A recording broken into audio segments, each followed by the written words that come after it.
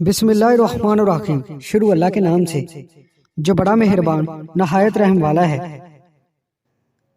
میں نفسیات کا ماہر نہیں، لیکن اتنا ضرور جانتا ہوں کہ انسان سے خود جرم سرزد نہیں ہوتا، حالات سے ہوتا ہے۔ جس کو کہہ دو کہ وہ ضروری ہے، وہی دامن چھڑانے لگتا ہے۔ کبھی کبھی میں سوچتی ہوں ہم سب کہیں نہ کہیں بہت ظالم بن جاتے ہیں، کسی کا مذاق اڑاتے وقت، کسی کی تذلیل کرتے وقت، کسی کی جسمانی ساخت کا مذاق یا کسی کی کردار کشی کرتے وقت۔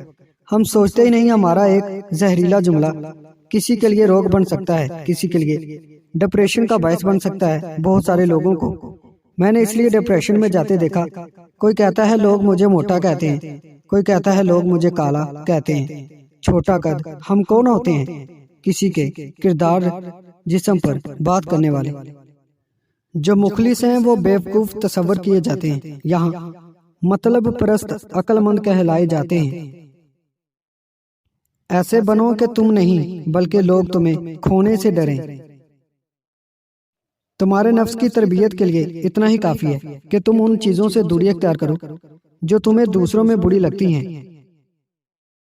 وہ بے بسی کی آخری حد ہوتی ہے جب انسان لوگوں کو اللہ پاک کا واسطہ دینے لگتا ہے۔ مکڑی کے جال سے بھی زیادہ کمزور ہوتے ہیں دنیا کے سہارے، بس اللہ کی ذات ہی سب سے مضبوط سہارا ہے۔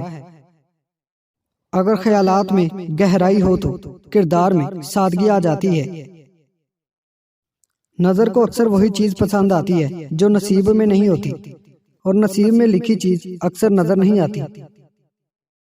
اگر ایک چراغ سے دوسرا چراغ روشن ہو سکتا ہے تو ایک انسان دوسرے انسان کو نیکی کا راستہ ضرور دکھا سکتا ہے۔ جب انسان اکیلے جینا سیکھ لے تو پھر کسی کے ہونے یا نہ ہونے سے کوئی فرق نہیں پڑتا۔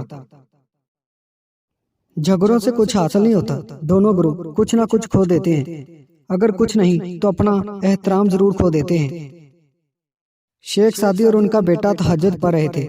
دعا کے بعد بیٹا بولا، بابا جان سب سو رہے ہیں اور ہم عبادت کر رہے ہیں۔ شیخ سعدی نے اپنے بیٹے کو جواب میں کتنی خوبصورت بات کہی، اگر دوسروں کے عیبوں پر نظر رکھنی تھی تو بہتر تھا کہ تو بھی سویا رہتا۔ کسی کی ضرورت تمہارے ہاتھ یا بات سے پوری ہو جائے تو اس کو مایوس مت کریں۔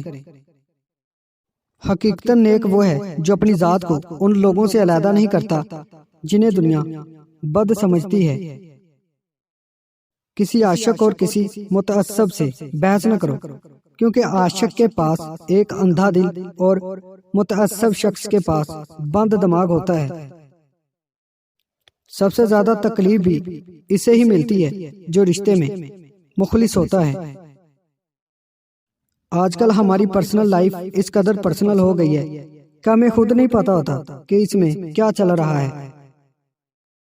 3 چیزوں کو اپنا دوست بنا لو، کبھی تنہا نہیں رہو گے۔ نمبر 1 حسن اخلاق سے، نمبر 2 نیک اعمال سے، اور نمبر 3 قرآن پاک سے۔ امید کرتا ہوں دوستو آج کی ویڈیو آپ کو پسند آئی ہے۔ ویڈیو پسند آئی اس کو لائک کریں، ہمارے چینل کو سبسکرائب کریں، اور ساتھ ہی ہمارے فیس بک پیج کو لائک کرنا مت بھولیے گا۔ شکریہ۔